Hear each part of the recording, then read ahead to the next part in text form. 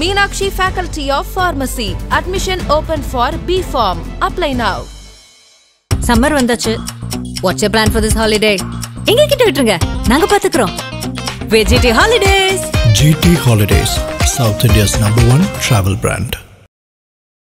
கண் பார்வை எட்டாவது அந்த கடைசியில் ஒரு 1000 அடி தாண்டி இருக்கிறவங்களாம் கூட அந்த சிகரெட் பிடிக்கிறவங்களாம் டக்குன்னு சிகரெட் கீழே போட்டு நிற்பாங்க. அது எதுக்குலாம் அவங்களுக்கு தெரியாது. ஆனால் கூட அந்த மானசீகமான அந்த மரியாதைன்னு ஒன்று இருக்குல்ல அவர் கொடுக்கப்பட்டது. ஒரு ரெட் கார்பெட்டில் வந்து ஒரு பிரைம் மினிஸ்டர் வரது எப்படி இருக்குமோ அந்த மாதிரி தான் அவர் வந்து அந்த இடத்தை தாண்டி வருவார். நீங்கள் ஒரு பாட்டு நான் ரொம்ப நல்லா சார் டியூன்னா இந்த பாட்டு உனக்கு எப்படி வரும்னு தெரியுமான்னு கேட்பார். நமக்கு எப்படி சொல்ல தெரியும்? தெரியாது சார். அப்போ சும்மா இருங்க, இந்த பாட்டு நல்லா இருக்காது. சரி சார் நல்லா இருக்காது. நல்லா இருக்காது உங்களுக்கு தெரியுமா? இப்படிலாம் வந்து வேண்டாமதெல்லாம் பண்ணுவார். அவர்கிட்ட பேசிலாம் ஜெயிக்கவே முடியாது. அப்புறம் ஏதோ ஒரு டியூன் கேட்டு சார் கொஞ்சம் நான் நினச்ச மாதிரில என்ன நினச்ச மாதிரி இந்த பாட்டு எப்படி வரும் உங்களுக்கு தெரியுமா? நான் பண்ணி காட்டுறேன் பாருன்னு வேணும்னே அந்த டியூனை தான் பண்ணுறேன்னு சொல்லி பண்ணி சார் அது சூப்பராக இருக்குது சார் நம்ம வாயால் சொல்லுவார். அப்புறம் எனக்கு அந்த படத்தில் படமே பயங்கர குப்பை, நீ எப்படி பாட்டு இவ்வளோ சூப்பராக இருக்குண்ணா அது குப்பைன்னு தெரிஞ்சு ஏன் சூப்பராக பாட்டு போட்டு அதனால தானே படம் தப்பிக்கும். அவர் ஒன்றுமே சொல்லாத அவனுக்கு பாட்டு போட்டால் அவன் தான் ஒன்றுமே சொல்ல மாட்டேன், ஒன்றும் எடுக்க தெரியாது தெரியுது இல்லை பாட்டையாவது போடுவான்னு போட்டு விட்றது. நான் வந்து என்னுடைய அரவிந்தன் படத்துக்காக ராஜா சாரை பார்க்குறதுக்காக போய் கொடுத்துருக்கேன். அப்போ யுவன் வந்து 13 வயசு.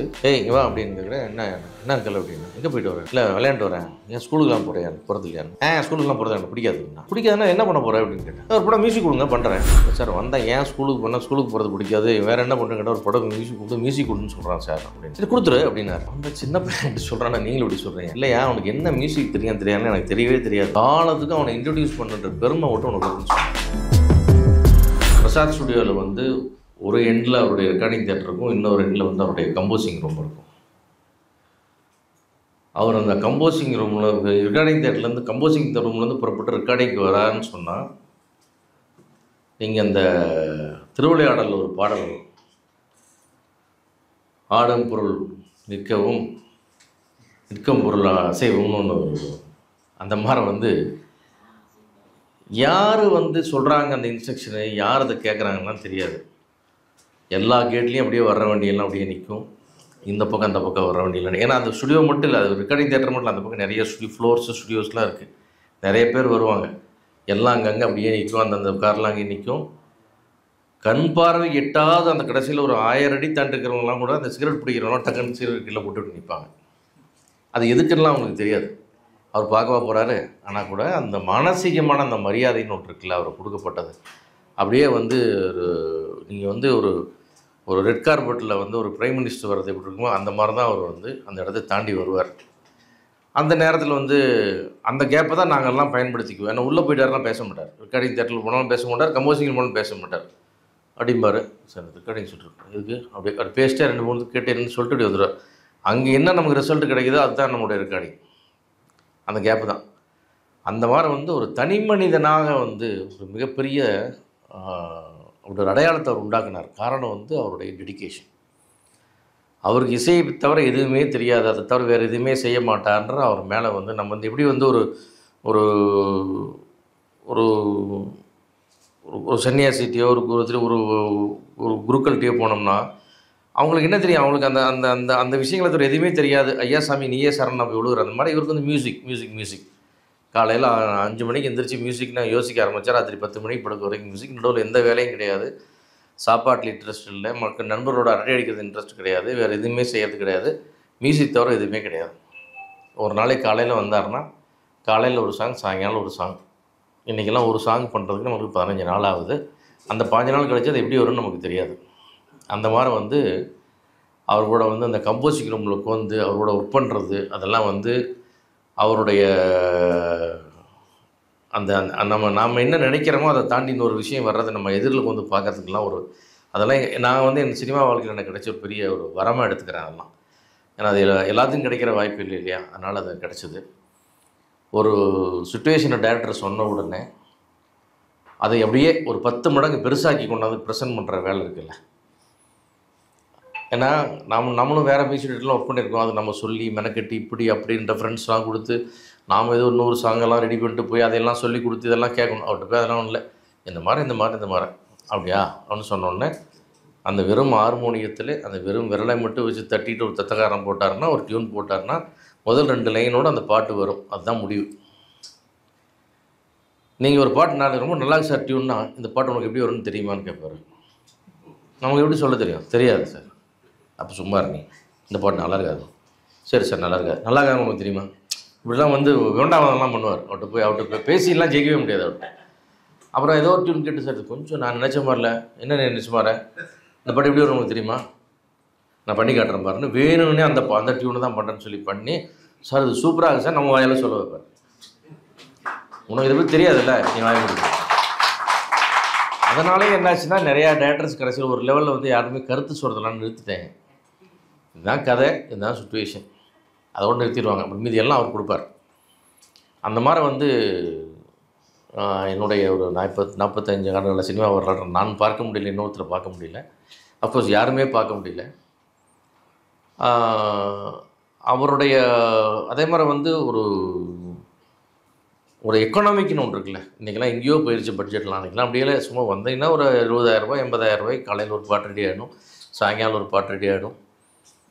நம்ம வந்து தைரியமாக வார்த்தை கொடுத்துட்டாருன்னா நம்ம ஷூட்டிங் போயிடலாம், சாயங்காலம் பாட்டு வந்துடும். இப்படி அவருக்கு செஞ்ச சாதனைகள்லாம் இப்போ நம்ம அளவிடவே அதெல்லாம் மீதி சாதனைகள்லாம் உங்களுக்கு தெரியும். இந்த மாதிரி பர்சனலைஸ் விஷயம் தான் உங்களுக்கு சொல்லணும்னு நினைக்கிறேன். மீதி அவர் என்ன செஞ்சான்றதெல்லாம் வெளி உலகத்துக்கு தெரிகிற விஷயம்லாம் உங்களுக்கு தெரியும். அதே மாதிரி வந்து அவருக்கு வந்து ஒரு படமோ கதையோ பிடிச்சி போச்சுன்னா அது வர்றவங்களுக்கு எல்லாத்துக்கும் அதை சொல்லி விட்டு அந்த படத்தை ப்ரொமோட் பண்ணுற வேலையை ஒரு சைடில் பார்த்துக்கிட்டே இருப்பார்.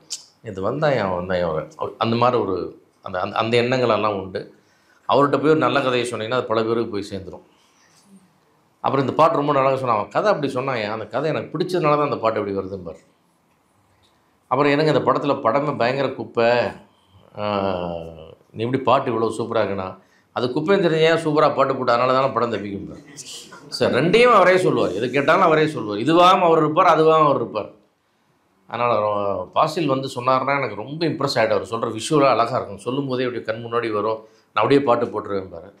அப்புறம் ஒன்றுமே சொல்லாதவனுக்கு பாட்டு போட்டு அவன் தான் ஒன்றுமே சொல்ல மாட்டேன், ஒன்றும் எடுக்க தெரியாதுன்னு தெரியுது, இல்லை பாட்டையாவது போடுவான்னு போட்டு விட்றது பாரு. அதுபோல் வந்து அவரை பொறுத்த வரைக்கும் வந்து குடும்பம் அப்படின்றதெல்லாம் ஒரு விஷயத்தெல்லாம் ஒரு ஓவராலாக டோட்டலாகவே மறந்துட்டார். அவர் ரொம்ப ஏர்லி ஸ்டேஜ்லேயே வீட்டுக்கு வர்றது, குழந்தைகளோட பேசுகிறது, மனைவியோட பேசுகிறது, உட்காந்துக்கிறது, நல்லது கெட்டதில் கலந்துக்கிறது, இதெல்லாம் அவரோட வாழ்க்கையில் டோட்டலாகவே போய் தன்னை அப்படியே வந்து டோட்டலாக வந்து சினிமா இசை மேலே கொண்டு அப்படியே அர்ப்பணிச்சிட்டார். அதனால தான் இன்றைக்கி வரைக்கும் அவருக்கு அப்புறம் வந்து எத்தனை ஆண்டுகள் எத்தனை பேர் வந்தாங்க போனாங்க, இன்றைக்கி ஏன் இன்னும் நின்றுட்டு இன்னும் பேசிகிட்டு இருக்கோம். இன்றைக்கி வந்து ஒரு பார்லிமெண்ட்டில் எவ்வளோ பெரிய கௌரவம் அவருக்கு கொடுக்கப்பட்டிருக்குது, உலக அரங்கில் எவ்வளோ பெரிய பேர் பண்ணுறது. இன்றைக்கி திருப்பி இந்த 83 82 3 வயசில் போய் ஒரு சிம்பனி பண்ணிட்டு வராருன்னு எப்படி பண்ண முடியும்? இன்றைக்கி நம்ம பார்க்குறோம், ஒரு கச்சேரி நடந்ததுன்னா 5 மணி நேரம் 5 மணி நேரம் ஒரு சேரில் உட்காந்து நீங்கள் பார்க்க முடியாது. 5 மணி நேரம் நின்று கண்ட 83 வயசில் 5 மணி நேரம் நிற்க முடியுமா? அது அவருடைய தனி மனித ஒழுக்கம், அவருடைய ஆரோக்கியம், அவருடைய டெடிக்கேஷன் டு தி மியூசிக் அதை கொண்டு வந்து நிறுத்துது. அதனால் அப்பேற்பட்ட ஒரு மனிதனுடைய பிறந்தநாள். அதே மாதிரி வந்து நம்ம ஏதோ உலக சாதனைகளை பற்றி நம்ம நிறைய பேசிகிட்டு இருக்கோம். இது வேர்ல்டு ரெக்கார்டு, கின்னஸ் ரெக்கார்டு, அந்த ரெக்கார்டுன்னு. இந்த கணக்கை யாரும் எடுக்கவும் முடியாது. ஒரு நாள் காலையில் வாக்கிங் போகிறதுல ஆரம்பித்து, ராஜா சார் மியூசிக்கில் ஆரம்பித்து, இரவு படுக்கும் வரைக்கும் கேட்குற மியூசிக்கில் ஆரம்பித்து, இந்த ட்ராவலில் கேட்கப்படுதில்லை எத்தனை கோடி மைல்கள் அந்த பாட்டுகள் ட்ராவல் பண்ணிருக்குன்னு கணக்கு எடுத்திங்கன்னா அது ஒரு கணக்கே எடுக்க முடியாது. அது விண்மீன்களை அளவெடுக்கிற மாதிரி தான். எத்தனை நட்சத்திரம் எண்ணவே முடியாது இல்லையா? அந்த மாதிரி தான் வந்து எத்தனை கோடி மைல் போயிருக்கும் பாருங்கள். இங்கேருந்து ஒரு சிட்டியை தாண்டி வண்டியில் போகிறவங்க அவருடைய பாட்டு கேட்காம இன்னொரு ஊர் மதுரைக்கோ திருச்சிக்கோ கோயம்புத்தூருக்கோ இல்லை வேறு ஊருக்கோ போய் சேர முடியுமா? இங்கே இல்லை, உலகம் பூரா இருக்கிற தமிழர்கள் நாடு விட்டு நாடு போகிறவங்கன்னா எங்கே போகிறோம்? என்னடா ராஜா சார் கேசட்டை போட்டால் போய் ஊருக்கு போய் சேர்ந்துடலாம், அவ்வளோதானே. அந்த அந்த அந்த அந்த ஒரு பென்ட்ரைவ் எடுத்து மாட்டினா முடிஞ்சிச்சுன்றது தானே எல்லாருடைய எண்ணமாக இருக்குது. அப்புறம் ட்ராவலில் வந்து இருக்கிற ரொம்ப சுகமான விஷயம்ப்பா, நிம்மதியாக போனுங்க, இல்லை நம்ம பாட்டு கேட்டு போகலாம்ப்பா, ஒரே டென்ஷனாக இருக்குது. இது எல்லாமே இந்த எல்லா விதமான ரிலாக்ஸையும் தரவர் அவர் தான். நமக்கு வந்து என்ன கொடுக்கல, அவர் என்ன மாதிரி மியூசிக் கொடுக்கல, எல்லாத்தையும் கொடுத்துட்டார். அந்த மாதிரி வந்து அவருடைய செஞ்ச சாதனைகள்லாம் ஒன்று இருக்கு, இப்படி செய்யாத சாதனைகள், அளவிட முடியாத சாதனைகள்லாம் நம்ம நிறையா இருக்குது. அப்பேற்பட்ட ஒரு ராஜா சாட்டை வந்து எனக்கு வந்து ஒரு பெரிய நெருக்கம் எனக்கு கிடைச்சது. அவர் வந்து ரொம்ப பீக்கில் இருக்கும்போது அதாவது ஒரு நாளைக்கு வந்து க்யூ நிற்குது, யாருமே வந்து ஒன்றுமே செய்ய முடியாது, அவங்க பக்கத்துலேயே போக முடியாது, எப்போ பாட்டு கிடைக்குன்னு தெரியாது, 3 மாதம் 6 மாதம்லாம் வெயிட் பண்ணிட்டுருக்காங்க. அந்த மாதிரி ஒரு சுச்சுவேஷனில் நான் ஒரு நாள் போகிறேன். என்னையான்னார், சார் எனக்கு கல்யாணம் அப்படின்னா. எப்போன்னார், நீங்கள் சொல்கிற போது தான் அப்படின்னு. அதை நான் அப்படி சொல்கிறேன். இல்லை சார் எல்லாத்தையும் ஃபிக்ஸ் பண்ணியாச்சு, நீங்கள் ஒரு டேட் கொடுத்தீங்கன்னா அதில் கல்யாணம் வச்சுருவேன். கல்யாணம்லாம் பெரிய விஷயங்க, அதெல்லாம் அப்படிலாம் நான் செய்யக்கூடாது. நீ என்ன டேட் வச்சுருக்க? மாதிரி ஏப்ரல் 4, 5, 8 வரும், ஒரு 4 டேட்லாம் பார்த்து வச்சுருக்கேன் சார். ஒரு டேட்டு வை, அந்த டேட்டுக்கு நான் வரேன்.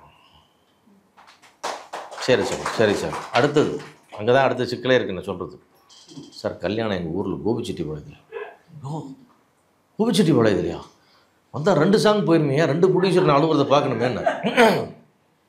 எனக்கு தெரியாது சார், அதை நான் முடிவு பண்ணிட்டேன். இல்லை உங்களுக்கு என்றைக்கு லீவ் வருதோ, என்றைக்கு பிரேக் வருதோ அன்றைக்கி வச்சுக்கலாம்.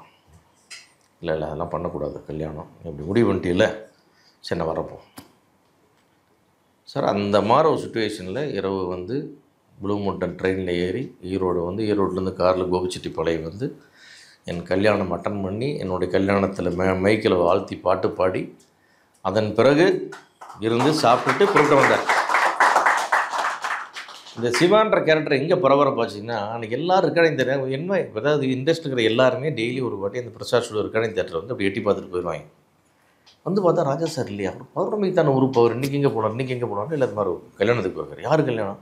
இது இப்படி சிவா. என்ன சிவா? அவ்வளோ க்ளோஸ். அவர் இங்கே தான் வந்து நான் என்னோடய இம்பார்ட்டன்ஸே தெரியுது, அவர் கல்யாணத்துக்கு வந்ததுனால தான் நான் யாருன்னே தெரியுது. அந்த மாதிரி வந்தார். பட் என்னுடைய உறவு என்பதும் எனக்கு கிடைத்த கொடுப்பினை என்பதும் அவர் என்னோடய கல்யாணத்துக்கு வந்தது விஷயம் இல்லை. என்னோடய 25வது திருமண நாளுக்கு போய் சொன்னேன், வரையா அண்ணன் வந்தார், ஒரு ஹோட்டலில் வச்சுருந்தேன், வந்து அதே மாதிரி இருந்து வந்து வாழ்த்தி மைக்கில் திருப்பியும் அதே பாட்டை திருப்பியும் பாடி பார்த்துட்டு போனேன். இது வந்து அவங்க குடும்பத்தில் இருக்கிறவங்களே எவ்வளோ பேர் கிடச்சிருக்குங்களா எனக்கு தெரியாது அந்த வாய்ப்பு. அவர் ஒரு திருமணத்துக்கு வெளியூர் போனதாகவோ கலந்துட்டதாகவோ இந்த மாதிரி ஒரு 25 திருமணம் வந்ததாகவோலாம் எனக்கு தெரிஞ்ச அனுபவத்தில் நான் பார்க்கல. ஒரு ரொம்ப க்ளோஸ் திக் அண்ட் தென் ஃபேமிலியில் கூட அவர் போன மாதிரி எனக்கு தெரியல. அதெல்லாம் வந்து என்ன சொல்கிறது, அது வந்து நான் வாங்கி வந்த வரம் தான். அது எங்கேயோ ஒரு கார்னரில் எனக்கு ஒரு சின்ன அங்கீகாரம் அவருடைய கண்ணோரத்தில் நான் இருந்திருக்கிறேன். அது வந்து ஒரு வாழ்க்கையில் நீ சினிமாவில் வந்து என்ன செஞ்சேன் அப்படின்னு சொன்னீங்கன்னா, திரும்பி பார்க்கும்போது எல்லாம் இந்த வயசானவர் பல்லு போனதுக்கப்புறம் அசை போடுற நினைவுகள் வேணும்னு சொல்லுவாங்கள்ல, அந்த மாதிரி அது வந்து இந்த அசை போடும் நினைவுகளுக்கான ஒரு இடம் அது. ஏன்னா இது மாதிரி ஒருத்தர் இருக்கிறான்னு கேட்டிங்கன்னா நான் சேலஞ்ச் பண்ணி சொல்லுவேன், சினிமாவிலே யாரும் இல்லைன்னு சொல்லிட்டு. கல்யாணத்துக்கு வந்து 25வது திருமண நாளைக்கு வந்து வாழ்த்துறேன். இன்றைக்கும் வந்து எனக்கு வேணால் நம்ம போகலாம், பார்க்கலாம், எந்த ஒரு விஷயத்துக்கும் செய்யலாம். அதாவது அந்த குடும்பத்தோடவும் யுவனோடவும் அதே மாதிரி வந்து யுவன் சங்கர் ராஜாவை கூப்பிட்டு அறிமுகப்படுத்துகிற வாய்ப்பை கொடுத்ததெல்லாம் வந்து இன்னும் அதான் சொன்னேன். அது வந்து அவர் ஞானின்னா அது வேறு மாதிரி ஒரு ஞானி அவர். ஆக்சுவலாக நான் வந்து என்னுடைய அரவிந்தன் படத்துக்காக ராஜா சாரை பார்க்குறதுக்காக போய் கொண்டிருக்கேன். அப்போ யுவன் வந்து 13 வயசு, ஒரு ஷார்ட்ஸ் போட்டுட்டு அழுக்காக வந்து உள்ள வீட்டுக்குள்ளே ஒடியாரான். இங்கே வா அப்படின்னு கேட்குறேன். என்ன அங்கிள் அப்படின்னா, எங்கே போயிட்டு வரேன்? இல்லை விளையாண்டு வரேன். ஏன் ஸ்கூலுக்குலாம் போகிறேன்? போகிறது இல்லையான்னு. ஸ்கூலுக்குலாம் போகிறது எனக்கு பிடிக்காதுன்னா. அவன் பிடிக்காதுன்னா என்ன பண்ண போகிறேன் அப்படின்னு கேட்டேன். ஒரு படம் மியூசிக் கொடுங்க பண்ணுறேன் அப்படின்னா. 13 வயசில் சொல்லிட்டு நான் சீரியஸாக சொல்கிறேன். ஆமாம் நான் சீரியஸாக தான் சொல்கிறேன் அப்படின்னா. கரெக்டாக சார் வந்துட்டான். ஐயோ டாடி அப்படின்னு ஓடி போயிட்டான். என்ன சொல்கிறான்? இல்லை சார் வந்தேன், ஏன் ஸ்கூலுக்கு போனால் ஸ்கூலுக்கு போகிறது பிடிக்காது, வேறு என்ன பண்ணுறேன் கேட்டால் ஒரு படம் மியூசிக் கொடுன்னு சொல்கிறான் சார் அப்படின்னு. சரி கொடுத்துரு அப்படின்னாரு. நான் சொன்னேன், என்ன சார் அது, நான் வந்து சின்ன பையன் இப்படி சொல்கிறேன்னா நீங்களும் இப்படி சொல்கிறீங்க. இல்லையா அவனுக்கு என்ன மியூசிக் தெரியாதுன்னு எனக்கு தெரியவே தெரியாது, ஆனால் காலத்துக்கு அவனை இன்ட்ரடியூஸ் பண்ணுற பெருமை மட்டும் உனக்கு வரும்னு சொன்னார்.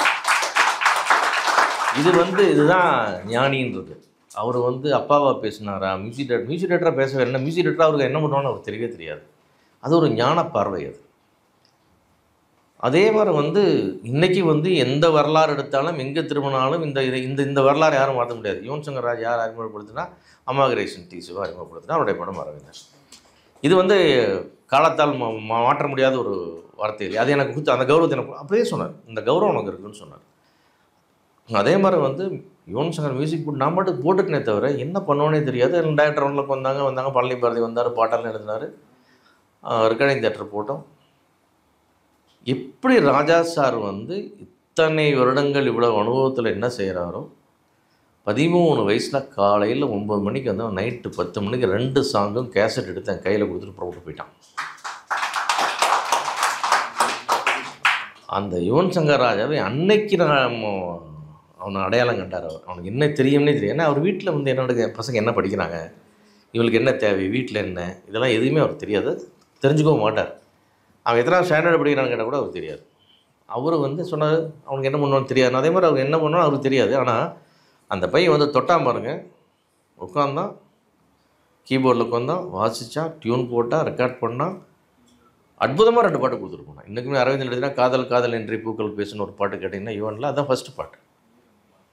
அப்புறம் யுவனோட வளர்ச்சி எப்படி இருந்தது, எவ்வளோ பெரிய வெற்றிகள், எவ்வளோ பெரிய ஆல்பம்ஸு எல்லாமே.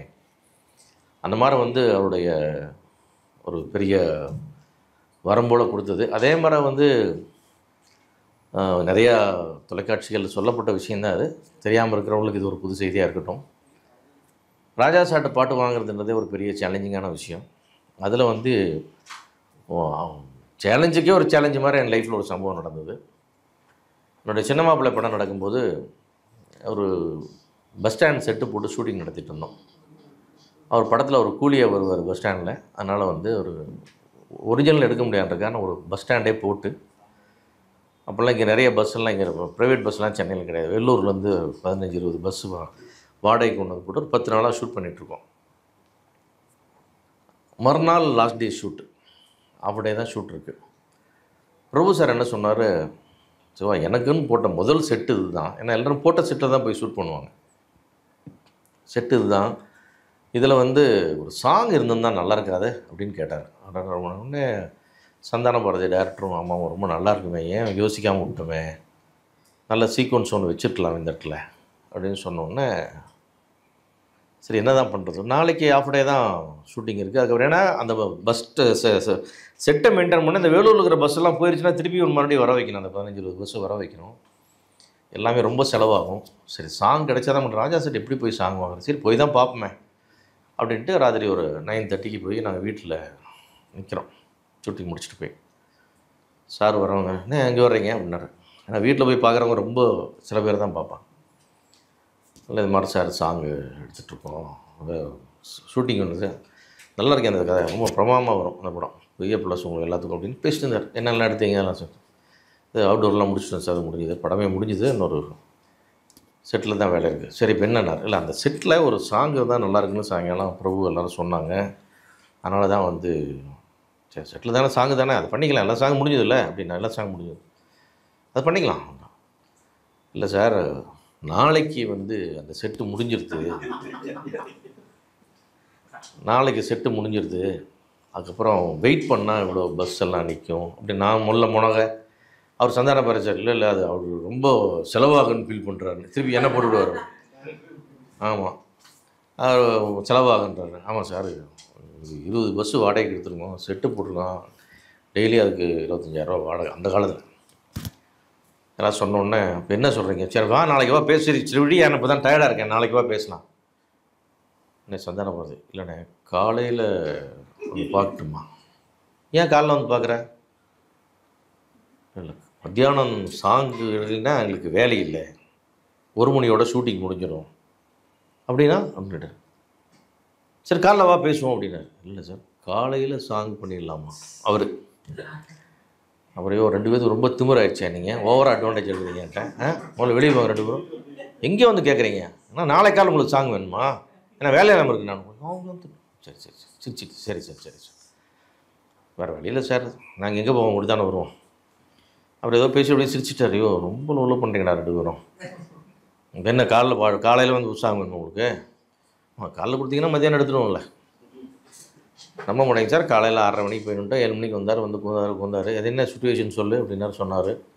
உடனே அவரை சுச்சுவேஷன்லாம் சொல்லி தான் அந்த பஸ் ஸ்டாண்டில் என்ன நடக்குதுன்னு கேட்டார். அவன் அந்த மாமனார் கொண்டு அந்த கார் கொடுக்குறாருல, அந்த கார் கொடுத்துன்னா அதுக்கு ஒரு பாட்டு போட்டுருவோம், இன்னும் டக்குன்னு தட்டினார். மாமா நீ பெற்று எடுத்த பாமாவை தொட்டு எடுத்த யோகம் புது யோகம்னு அவரே 2 லைன் சொன்னார். அந்த பாட்டு கேட்டு மாமா நீ பெற்று எடுத்த பாமாவை விட்டுறேன் அந்த காரை டாக்ஸியை சுற்றிட்டு எல்லாம் பாடுறேன். பாடிக்கிட்டு அந்த ப்ரோக்ராம் ஒரு கல்யாணத்துக்கு கூப்பிட்டாரு.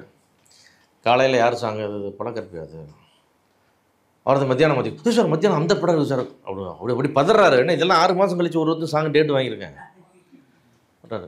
சொல்லிக்க அதை பார்த்துக்கலாம் மாற்றி விட நான் சொல்லிக்கிறேன் நான் பேசிக்கிறேன் அவட்டெல்லாம் இது கொஞ்சம் அர்ஜென்ட் அதை பண்ணி கொடுத்துருவோம். மியூசிக் இன்சார்ஜ் கூப்பிட்டாரு. என்னெல்லாம் ஆர்கெஸ்ட்ரா இருக்குதுன்னு கேட்டார். இதெல்லாம் இருக்குதுன்னு சொன்னான். அந்த ஆர்கெஸ்ட்ராவுக்கு ஒரு நோட்ஸ் எழுதி கொடுத்து அண்ணன் அமர் சார் வந்தார். உடனே பாட்டு மீதி எழுதி முடிச்சாச்சு. ரெக்கார்டிங் ஸ்டார்ட் ஆகிடுச்சு. 1 மணிக்கெலாம் நான் என்ன பண்ணேன், ரெக்கார்டிங் நடக்க கேசட்டில் ஃபஸ்ட் பிஜிஎம் மட்டும் கேசட்டில் ஏற்றி லொக்கேஷனுக்கு அனுப்பிச்சி விட்டேன். மாஸ்டர் வந்தாச்சு, டான்சர்ஸ் வந்தாச்சு, ரிஹர்சல் பண்ணியாச்சு. ஃபஸ்ட்டு பிஜிஎம்க்கு 2 மணிக்கு ஃபஸ்ட் ஷாட் வச்சு ஷாட் எடுத்தாச்சு. 1:30 மணிக்கு சிங்கர் வந்து பாடியாச்சு. 3 மணிக்கு நாகரை ட்ரான்ஸ்ஃபர் பண்ணி 4 மணிக்கு செட்டுக்கு போகிறதுக்குள்ளே மீதி ஃபஸ்ட் பிஜிஎம் எடுத்து முடிச்சா இந்த சாங்கு போய் சேர்ந்து எனக்கு முடியும். மறுநாள் சாயங்காலத்துக்குள்ளே பாட்டு எடுத்து முடிச்சிட்டோம் 1.5 நாளில். இதுதான் வந்து ராஜா சார்ட்ட ஃபாஸ்டஸ்ட்டாக பாட்டு வாங்கினா வேர்ல்டு ரெக்கார்டாக இருக்க முடியும். அது நிச்சயமாக அந்த கிரெடிட் வந்து சந்தான பாரதி சாருக்கும் எனக்கு மட்டும்தான் சொந்தம். அது இப்படி ஒரு சாங் யாரும் போய் கேட்டிருக்க முடியாது, அதை வாங்கியிருக்க முடியாது. அந்த மாதிரி அந்த படத்துடைய வெற்றியில் அவருடைய பாடல்கள் சின்ன மாப்பிள்ளை இன்றைக்கி யோசிச்சோம்னா ராஜா சார் இல்லாமல் அந்த சின்ன மாப்பிள்ளையில் என்ன பண்ண முடியும். அந்த மாதிரி வந்து இப்படி நிறைய அவரை எனக்கு கொடுத்த அன்பும் மரியாதையும் உரிமையும் என்ன சொல்கிறதெல்லாம் மிகப்பெரிய ஒரு கொடுப்பனை. ஒரு 45 வருஷம் கழிச்சு தமிழ் சினிமாவில் இருந்து அப்படி திரும்பி பார்த்தோம்னா என்னெல்லாம் வந்துச்சுன்னு கேட்டிங்கன்னா, முக்கியமாக நான் வந்து எனக்கு கேப்டன் கிடைச்சார். நான் கேப்டன் கூட இருந்தேன். அந்த மாதிரி வந்து என்னோடய கல்யாணமே பார்த்தீங்கன்னா, கல்யாணத்துக்கு பார்த்தீங்கன்னா 2 பேர் தான். மெயின் யாருன்னு கேட்டிங்கன்னா கேப்டனும் ராஜா சாரும் வந்து தான் தாலி எடுத்து கொடுத்து கல்யாணம் பண்ணி வச்சாங்கன்றதான் அதோடைய இது. அந்த மாதிரி வந்து ஒரு நினைவுகளுக்கான ஒரு விஷயத்தில் சொல்லும்போது ராஜா சார் மாதிரி ஒரு மாபெரும் மேதையை, இசைஞானியை நாம் ரொம்ப நெருக்கத்தில் இருந்து பார்த்துட்டோம், பேசிட்டோம், வளர்ந்துட்டோம். அவரால் நம்ம அடையாளம் காமிக்கப்பட்டிருக்கிறோம். அவரோட வாழ்க்கை துவங்கப்பட்டிருக்கிறோம். அந்த மாதிரி வந்து அவருடைய சொன்ன வாழ்த்து ஒரு முறையும் பார்க்குறது, நான் போய் கேட்ட எதையுமே மறுக்காமல் செஞ்சு கொடுக்குற விஷயங்கள் இருக்குது இல்லைங்களா, அதெல்லாம் வந்து ஒரு பெரிய கொடுப்பனை.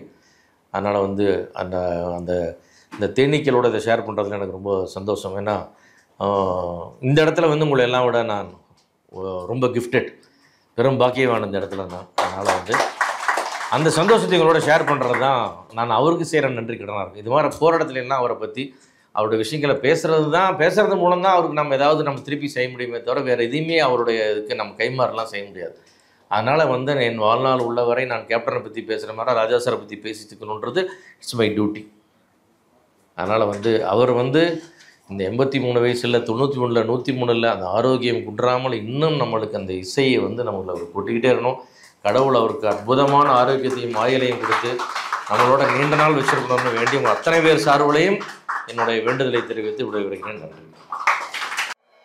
Meenakshi Faculty of Pharmacy. Admission open for B.Pharm. Apply now.